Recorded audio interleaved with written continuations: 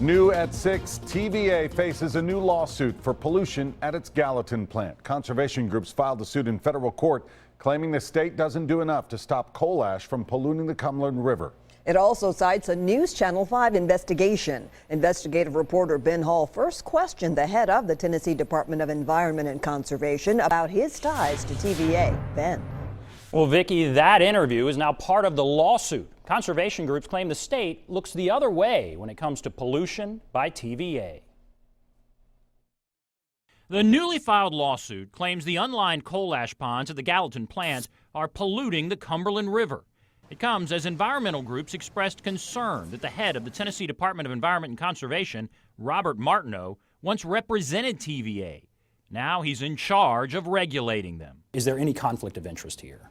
I spent 7 years working for the United States Environmental Protection Agency, so some in industry might say I'm biased towards the EPA because I was a regulator in my prior life. Martineau said there is no conflict, but the lawsuit specifically cites his response to our questions about whether TVA asked the state to sue them.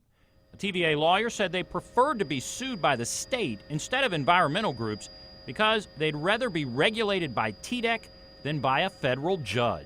And do you think it's odd TVA wanted you all to sue them? I don't know that that's the case. So that statement, that's not what you take from the statement? I think the statement was they'd rather be dealing with us than a federal judge.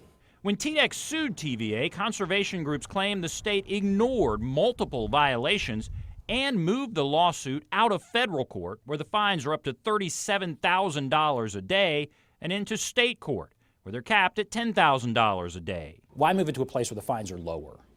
Well, the issue is not about the fines. The issue is about taking corrective action. Right ahead of us, that green, that's the dike. TVA took us on a tour of the Gallatin ash ponds and said they are safe after millions of dollars in upgrades. And the big thing in front of us is the new stack. TVA plans to move all storage of coal ash to a nearby landfill they're currently working on.